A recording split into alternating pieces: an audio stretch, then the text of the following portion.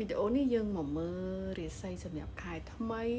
បូកជាមួយនឹងឆ្នាំថ្មីហើយបូកជាមួយនឹងស្នេហាថ្មីរួមគ្នានៅក្នុងវីដេអូតែមួយតែម្ដងហើយយើងមើលថាដួងជោគជតារាសីរបស់អ្នកហ្នឹងនៅក្នុងខែថ្មីឆ្នាំថ្មីជាមួយនឹងស្នេហាថ្មីរបស់អ្នកមិនដែរយើងមើលជារួមអញ្ចឹងវាមានត្រូវខ្លះមិនត្រូវខ្លះបើសិនជាអ្នកមើលហើយមានអារម្មណ៍ថាត្រូវច្រើនមានអារម្មណ៍ថាជាអ្នកអញ្ចឹងសូមអ្នកស្រូបយកនៅធម៌ពលដែលល្អស្រូបយកនៅរឿងដែលល្អបានហើយសម្រាប់អ្វីដែលអត់ល្អអញ្ចឹងយើងបោះវាចោលនៅនឹងទៅស្លាបវាទី1បញ្ជាក់អំពីធម៌ពលរបស់អ្នកក៏ដូចជាបញ្ជាក់អំពីស្ថានភាពរបស់អ្នកបច្ចុប្បន្នតាមស្លាបវាហាក់ដូចជាអ្នកកំពុងតែមានការឈឺក្បាលជាមួយនឹងបញ្ហាលុយអ្នកអាចនឹងជាប់បំណុលឬមួយក៏មានលុយបង្វិលមិនទាន់ឬមួយក៏អ្នកចង់បញ្ចេញដីឬក៏ចង់លក់របស់អីអញ្ចឹងដើម្បីប្រមូលលុយមកវិញប៉ុន្តែលក់អត់បានថ្មីហ្នឹងប្រហែលជាអ្នកមានផែនការត្រូវប្រើលុយច្រើនប៉ុន្តែលុយរបស់អ្នកអត់គ្រប់ឬមួយក៏ត្រូវមានបំណុលមានអីអញ្ចឹងប៉ុន្តែប្រវល់អត់ទាន់ស្នេហាសម្រាប់ស្នេហារបស់អ្នកហាក់ដូចជាយើងឈឺក្បាលបន្តិចអ្នកដូចជាមានជំរើសចាប់ពី2អ្នកឡើងទៅឬមួយក៏មានមនុស្សចូលមកក្នុងជីវិតអ្នកហ្នឹងស្នេហាថ្មីរបស់អ្នកហ្នឹងចាប់ពី2អ្នកឡើងទៅអញ្ចឹងធ្វើឲ្យអ្នកហ្នឹងរើសមិនត្រូវអ្នកខ្លះគាត់អាចមានច្រើនអញ្ចឹងនៅក្នុងជំរើសហ្នឹងវាមានម្នាក់ដែលគាត់មានចំណុចខ្លះគាត់ពេញចិត្តតែចំណុចខ្លះក៏អត់ពេញចិត្តហើយម្នាក់ទៀតគាត់មានអញ្ចឹងដូចគ្នាអញ្ចឹងគាត់រើសអត់ត្រូវពីព្រោះគាត់យកមួយស្ដាយមួយរើសអ្នកនេះស្ដាយអ្នកនោះអញ្ចឹងគាត់ចង់ឲ្យចំណុចល្អទាំងអស់ដែលគាត់ចង់បានពីម្នាក់ហ្នឹងមកនៅក្នុងខ្លួនតែមួយប៉ុន្តែវាលំបាកណាស់នៅក្នុងការដែលឲ្យចំណុចល្អទាំងអស់របស់មនុស្សគ្រប់គ្នាមករួមក្នុងតែមួយអញ្ចឹងធ្វើឲ្យអ្នកលំបាកហើយធ្វើឲ្យអ្នកឈឺក្បាលដែរស្នេហាថ្មីរបស់អ្នកហ្នឹងគឺអាចចូលមកច្រើនអញ្ចឹងគេសិតតែជាមនុស្សល្អចូលមកហើយធ្វើឲ្យអ្នករើសអត់ត្រូវអ្នកខ្លះគាត់អាចនឹងមានលុយប៉ុន្តែក្តីស្រឡាញ់គាត់តិចអត់សូវសង្ហា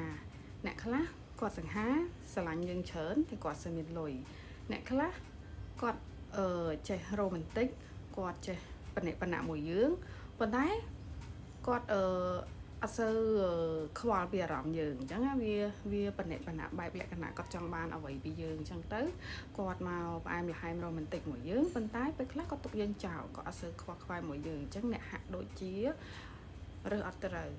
មានជំរើសច្រើនហើយជំរើសនីមួយគឺខុសគ្នាអញ្ចឹងធ្វើឲ្យអ្នកពិបាកចិត្តនៅក្នុងការរើសមួយទៀតយើងបើកមួយទៀតទៅពិតជាអញ្ចឹងមែនអ្នកពិតជាលំបាកនៅក្នុងការរើសពិតមែនពួកអីអ្នកកំពុងតែថ្លឹងណាកំពុងតែថ្លឹងថាតើត្រូវគិតមិនអ្នកណាល្អជាងគេសម្រាប់អ្នកហើយអ្នកស្រឡាញ់អ្នកណាជាងគេពិតជាគិតមិនចេញពិតមែននេះឆ្លត់ជាការគិតហ្មងណាខាងឆ្វេងក៏ល្អខាងលើក៏ល្អខាងក្រោមក៏ល្អខាងស្ដាំក៏ល្អទាំងអស់គិតអត់ចេញប៉ុន្តែម្នាក់សិតតែមានចំណុចកង្វះខាតដែលអ្នកអត់ចង់បានតែក៏សិតតែមានចំណុចដែលអ្នកចង់បានដូចគ្នានៅក្នុងខ្លួនម្នាក់ហ្នឹងគឺសិតតែមានពិតជាធ្វើអ្នកឈឺក្បាលពិតមែនគឺគិតអត់ចេញទេចំពោះរឿងលុយក៏នៅតែខ្វល់ខ្វាយអ្នកខ្វល់ខ្វាយអញ្ចឹងរាសីរបស់អ្នកអាចថាកដាលស្មើអាចបច្ចុប្បន្នហ្នឹងអត់ទាន់ល្អទេប៉ុន្តែយើងនឹងមើលបន្តមកទៀតថានៅក្នុងខែថ្មីហើយនឹងឆ្នាំថ្មីហ្នឹងវាល្អអត់អ្នកហាក់ដូចនិយាយពីខាងដើមអញ្ចឹងណានៅមានបញ្ហានៅមានការគិតច្រើនពាក់ព័ន្ធមួយស្នេហាអញ្ចឹងរាសីរបស់អ្នកអាចថាបច្ចុប្បន្នហ្នឹងស្មើអ្នកគិតចាញ់អត់មើលអ្នកគិតចាញ់អត់គិតចាញ់ហើយរាសីឆ្នាំថ្មីរបស់អ្នកក៏ល្អដែរចាប់ផ្ដើមឡើងប៉ុន្តែវាអត់ទាន់ឡើងហ្មងទេនៅក្នុងខែថ្មីហើយនឹងដើមឆ្នាំដែលចូលឆ្នាំខ្មែរហ្នឹងចូលឆ្នាំថ្មីហ្នឹងគឺចាប់ផ្ដើមឡើងវិញហើយចាប់ផ្ដើមអ្នកចាប់ផ្ដើមរកប្រភពដែលអាចដោះស្រាយលុយបានហើយ ហើយក៏ចាប់ផ្ដើមមើលឃើញថាតើស្នេហាថ្មីមួយណារបស់អ្នកដែលល្អចំពោះអ្នកចាប់ផ្ដើមមើលឃើញអាហ្នឹងហើយតែតើចាំដល់ខែក្រោយសិនឬក៏ចូលឆ្នាំខ្មែរសិនបានរាសីរបស់អ្នកចាប់ផ្ដើមឡើងវិញដូចរបៀបគេហៅថាជោគជតារាសីចាប់ផ្ដើមបើកណាចាប់បានបើកម្ដងទៀតយ៉ាបើសិនជាអ្នកមានបំណុលអ្នកនឹងដោះបានហើយបើសិនជាអ្នកចង់លក់របស់ដូចជាលក់ដីឬក៏លក់របស់ធំដូចផ្ទះឬក៏ឡានអីចឹងអ្នកនឹងលក់ដាច់នៅខែក្រោយហ្នឹងឬក៏នៅចូលឆ្នាំខ្មែរហើយហ្នឹងអ្នកនឹងលក់ដាច់ហើយបំណុលរបស់អ្នកនឹងដោះបានអ្នកនឹងរកប្រភពលុយយកមកដោះវាបានហើយមានអ្នកជួយមានអាចថាជាមិត្តភ័ក្តិឬមួយក៏ជាសាច់ញាតិអីចឹងណាឬក៏អាចថាជាមនុស្សនៅក្នុងគ្រួសារយើងសាច់ញាតិយើងអញ្ចឹងជួយឆ្នាំថ្មីហ្នឹងខែថ្មីហ្នឹងរាសីរបស់អ្នកនឹងល្អឡើងវិញចាប់ផ្ដើមឡើងវិញចាប់ផ្ដើមបើករាសីយើងចាប់ផ្ដើមបើកឡើងវិញអាចថាវាអត់ទាន់បានច្រើនតែនឹងចាប់ផ្ដើមបើកល្អឡើងវិញហើយអញ្ចឹងមិនថាស្នេហាថ្មីរបស់អ្នកឯងវានឹងចាប់ផ្ដើមប្រសើរអ្នកនឹងចាប់ផ្ដើមមើលឃើញយ៉ាងច្បាស់ថាម្នាក់ណាដែលល្អសម្រាប់អ្នកម្នាក់ណាដែលអ្នកគួរតែជ្រើសរើសនៅក្នុងការនៅជាមួយបន្ទាប់ពីអ្នកឆ្លោះគ្នាជាមួយនឹងខ្លួនឯងអស់រយៈពេលយ៉ាងយូរមកคลิปនេះវារៀងវែងបន្តិចដោយសារយើងមើល3សំណួរនៅក្នុងវីដេអូតែមួយអញ្ចឹងវារៀងវែងបន្តិចយើងមើលទាំងរាសីផងមើលទាំងស្នេហាផងព្រោះអីកុំឲ្យមើលច្រើនដងយើងមើលតែម្ដងអញ្ចឹងទៅណាអញ្ចឹងអ្នកអាច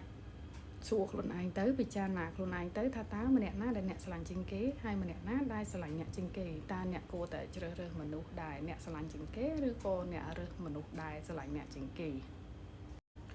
ទោះជាអ្នករើសយកជំរើសមួយណាក៏ដោយនៅក្នុងនេះបង្ហាញថាស្នេហាថ្មីរបស់អ្នកគឺជារួមមកសរុបថាល្អគឺគូថ្មីរបស់អ្នកនឹងចាប់ផ្ដើមដោយពន្លឺដ៏ល្អបានន័យថានៅពេលដែលយើងជួបមនុស្សថ្មីហ្នឹងគឺយើងនឹងចាប់ផ្ដើមមើលឃើញពន្លឺមើលឃើញភាពរីកចម្រើនមើលឃើញភាពជោគជ័យអ្នកណាដែលធ្វើឲ្យអ្នកមានអារម្មណ៍ថាមានសុវត្ថិភាពផ្លូវចិត្តមានអារម្មណ៍ថារីករាយច្រើនជាងកើតទុកឬក៏អ្នកណាធ្វើឲ្យអ្នកមានអារម្មណ៍ថាអ្នករីកចម្រើនអញ្ចឹងអ្នកគួរតែជ្រើសរើសម្នាក់ហ្នឹងពីព្រោះ The Sun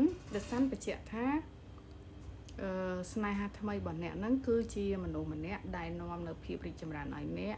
នាំនៅភាពរុងរឿងឲ្យអ្នកហើយនឹងធ្វើឲ្យអ្នកហ្នឹងមានពន្លឺហ្នឹងគឺបានន័យថានៅពេលដែលអ្នកស្មុគស្មាញអញ្ចឹងអ្នកនឹងឆាប់រកឃើញដំណោះស្រាយម្នាក់ហ្នឹងនឹងជួយអ្នករំលឹកអ្នកឬក៏ជួយបង្ហាញផ្លូវអ្នកដែលធ្វើឲ្យអ្នកហ្នឹងល្អជាងមុនប្រសើរជាងមុនអញ្ចឹងបើសិនជាម្នាក់ប្រុសហ្នឹងគាត់មានលក្ខណៈបែបហ្នឹងម្នាក់ហ្នឹងអាចជាស្នេហាដែលល្អសម្រាប់អ្នក